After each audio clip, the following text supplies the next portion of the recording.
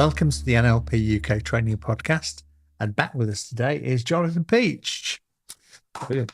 Oh, woo. Yeah, I always feel you've introduced me like that on the few I've been on, which is great, but nobody knows me as Jonathan Peach other than my mum. JP. Everybody knows me as JP, yeah. Even I know myself as JP these days. So, JP, we mainly have conversations in the pub. Yeah. Or when we're doing training sessions together. You mentioned in the last podcast you used to work for W.H. Smith. Yeah. I know you play golf. Yeah. Very well. I know you've had a knee operation recently. Yeah. I know you've got a Cocker Spaniel. Yes. And you've got a daughter in Newcastle University. Yes. Yeah. I also know that you're an ICF coach. Yes. Yeah. Training for ICF. You spend a lot of money on your own development. Yeah. You've also been on a program on neuroscience. Yeah.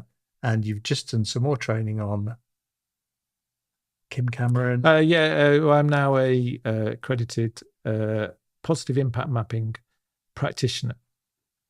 Which is kind of based on Kim Cameron. Yeah, Kim Cameron's work about positive energizers in your workplace and who gives you energy. So you've done a lot of stuff before you came on our 3 Principles Association of Coaching Advanced Diploma in Coaching. Yeah, and if anybody out there listening to who I went to school with or wherever, you're like, who's this you're talking about? It's not the Jonathan or JP that we recognise. Yeah. My mum says to me, are you busy?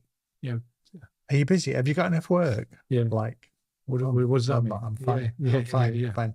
So what I'd like to ask you today is what's different to you? So we're halfway through at the moment of recording, we're halfway through your program, which is 6 2-day modules. Yeah. Run over an 8-month period. Yep.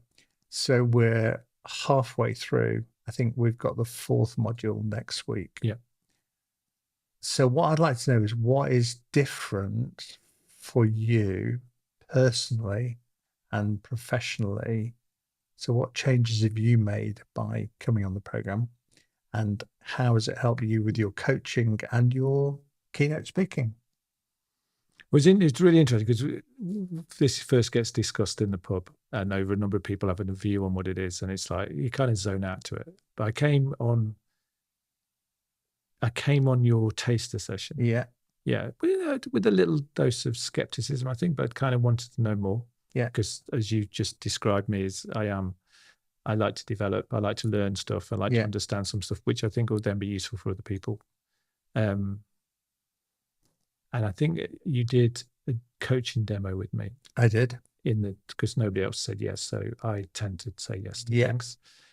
And it suddenly hit me when you did it, that it just made me think, or kind of just made the experience I had was just like, flipping heck. Right. Okay. You got me.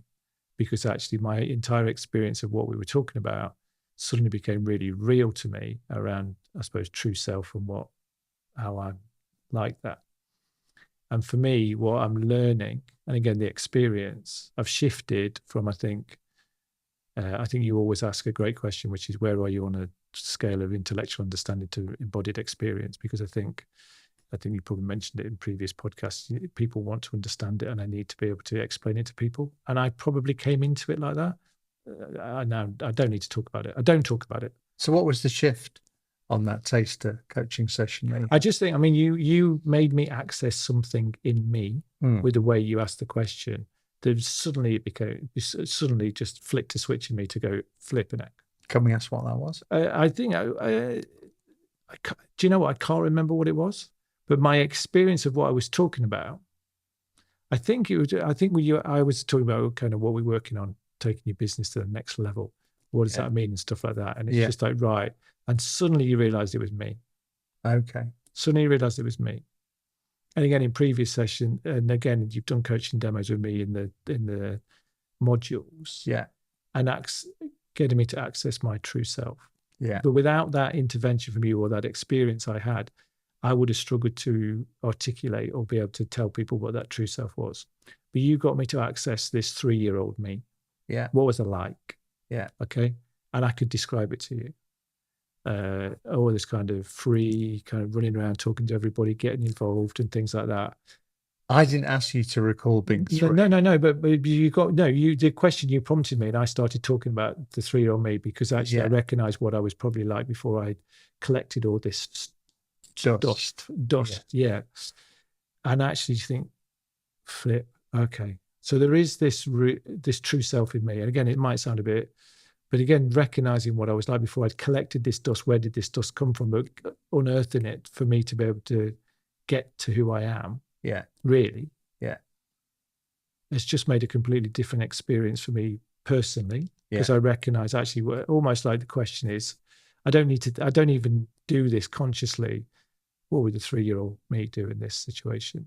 You just give it a go and go and do all these kind of things and not worry about people think. And I don't do that. And then now for me, when I coach, rather than the powerful question and moving people forwards and what's the goal and all this kind of thing that I would have traditionally maybe asked because of my training, I'm now really interested in the experience that person's coming from and where so what's different with the 3 Ps insight-based coaching to the coaching you did when you did your ICF program?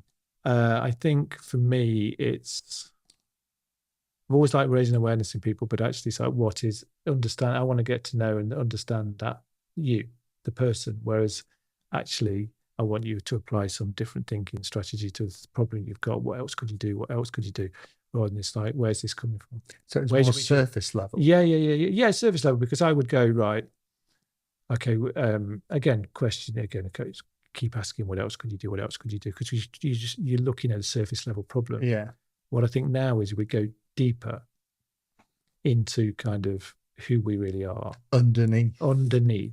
Yeah. Because that's the stuff that's getting in the way. Yeah. And getting people to recognize that. Again, what's been great about doing some coaching with some clients around this, again, none of them can understand it. I don't need to explain it.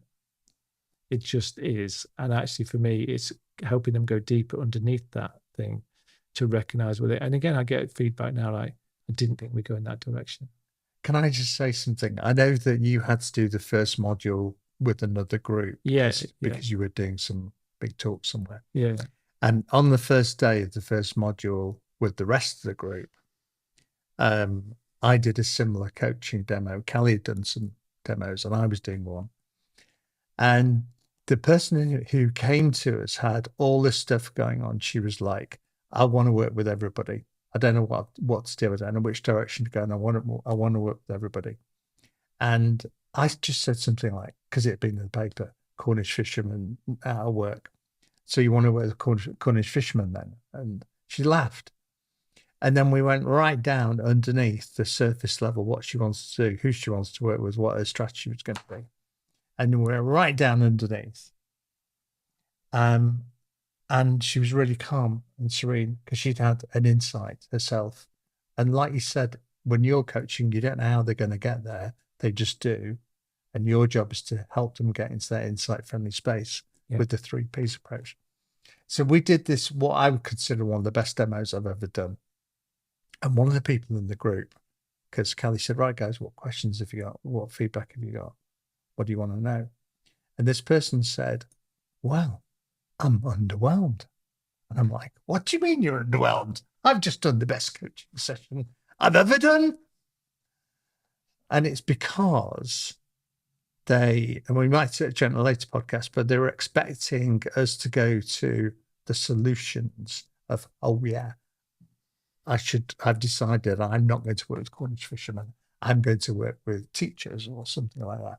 But because all we've done is resolve the deeper thing, got to a true self. It was like, well, what's going on? Yeah, because again, traditional coaching is like the grow model or whatever. It's like, what's the goal? What's all that kind of thing. Yeah. Is there something underneath all of that that's driving that? Yeah. And it's just like, for me, it's changed my thinking for me personally, but also kind of in my role as a coach is let's get beneath the surface. And have you had good results with your people doing? Yeah, I think. Well, again, it's like, do I think I've had good results? I don't know. I think they would say so. Yeah. Certainly, the feedback I've had is like, oh my, I didn't think we are going to go that way, but it's been great. It's been really insightful, because actually I think they're all looking for options and things that they can do, when actually let's get under the surface. Let's get under the hood, or whatever they call it, to understand you as a person and what's driving it, and actually what you really like. And actually, if we can bring that to the surface. Yeah.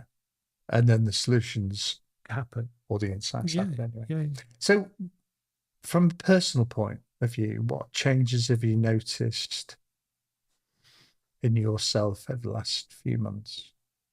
I think there's been a real shift, in how I see myself. Go on, then. Really. Tell us about that. And I met Carl, who we both work with. I had a phone call with him, as we do. I said there was a real shift in the Force, Luke. Oh, yeah. And I'm not a Star Wars fan at all, really. But actually, for me, I've just seen the belief in me and what I might have compared myself to. Wow. I don't compare myself to anything. Wow. I'm me. I'm on a journey. I don't know where we're going to go. I don't know where I'm going to find a solution. I will go to stuff like this. It's just like I am going to access me and into the situations where I'm really passionate about it, and let's see what happens. Wow. So limiting beliefs? I don't recognize any now. Again, from before, I definitely did. Imposter syndrome that I talked to Callie about on a previous podcast. Yeah. Or a podcast you're about to listen to, whichever order they go out in. It's like, I would have been very, very aware of, oh my God, why are they listening to me? Right. Who am I to think I can talk like this? Why, again, like this? And again, it's like, don't think like that. I don't behave like that anymore. I'm going to give you me. Okay. I'm very passionate about the subjects I talk about. Yeah. The energy I've got, I think, comes across. People seem to be able to listen to me. I don't know why. My wife, people say, I can listen to you all day. My wife would say, don't encourage him. But again, I'm very passionate about what I do, and I just let that out. You're going to get me. Okay. Yeah. Some people will love it, and some people will hate it. But you're true to yourself. I'm true to myself. I think that authenticness that people talk about, you're definitely getting me. Yeah. Whereas I'd definitely recognize that I'm trying to play a role or do something in a way, because I think will fit in there. And now you get me. And again, I don't know. I don't know. I think. So what other changes have you noticed, apart from being more your true self and being you? Have you noticed any other? Because when I started on this journey, getting like the embodied understanding, I found I was less bothered about stuff, and I wasn't concerned about the future, and I wasn't really concerned where work was coming from. No, I think that's a big change for me. So I'm not concerned where work's coming from, because I know. Yeah. I know. I mean, everybody says, actually, are you busy? And it's like, well, define what busy means. Yeah. And again, I think where I've put proposals together to clients, that I know a limiting belief that would have stopped me, because you might judge me based on what I'm going to say. I'm just going to tell you what I can tell you what is my view. I could tell you what my ideas are and things like that. And whether you like it or not, that's up to you. But I'll tell you what I can do. I'll tell you what my ideas are. And that's, again, I'm noticing a step change. So why would somebody come to you as a coach and to be coached? Why would they choose you over people who are very established, ICF, EMCC, Association of Coaching Coaches? Why would they choose JP? I don't know, because I don't know. But I think the one thing is, I think anybody looking for a coach out there, you need to find somebody you can work with. Yeah. Again, it's not this is your coach. It's like, experience it, because maybe in I think they call it a chemistry session or get to know you session, the questions I ask you or kind of stuff like that may be at a deeper level, and therefore it might prompt you to do it. But I might not be the person you work with. And I would definitely say to you, if I'm not, go with somebody. Yeah. No, I think that's a very ethical answer. What I was kind of more getting at is, what could they expect to get? Like we've both said, our journey, we have peace of mind. We're calmer. We're not worried about the future. We don't get anxious about stuff. What can you as a 3Ps coach offer people? I think an insight into, or create an insight for them into feeling the same way. It's not all, but it's not all the time. I think I heard you say on a previous podcast, you drop out of it. Yeah. But that's okay. But I think if you're looking for a deeper experience where you just are and you recognize you and actually feel less anxious and you're not bothered about the future, or you're not worried about the future, you kind of embrace it, then for me, that's an experience, because I'm all about you. It's not me. We're talking about, I want to unearth you to be able to you go and to deliver things. And if that makes you want to feel more comfortable to what you can bring to the world and who you naturally are, then I'm pretty sure I can help you see what's possible. And one final question. What do you think this adds to you as a keynote speaker? And how can that benefit? I think you being your true self. Yeah. Well, look, you see me, if you're lucky or unlucky enough to be in a conference where I'm speaking, you're going to get me. Okay. Right. You're going to get me. You're going to get the true self. And I think because it's very interactive for me, because the last thing you need to do is listen to me all the time. I will ask you questions. What I'm interested in then is like, what's happening in there for you? Yeah. That's getting in your way. And for me, I might ask you a question back now. Yeah. To drop you down into underneath what's actually going on. So sneakily. Yeah. You're not like, okay, I'm now going to apply the 3 principles. That's good. I'm like, you don't do that. But again, I might come back to you. And again, you might go, ooh.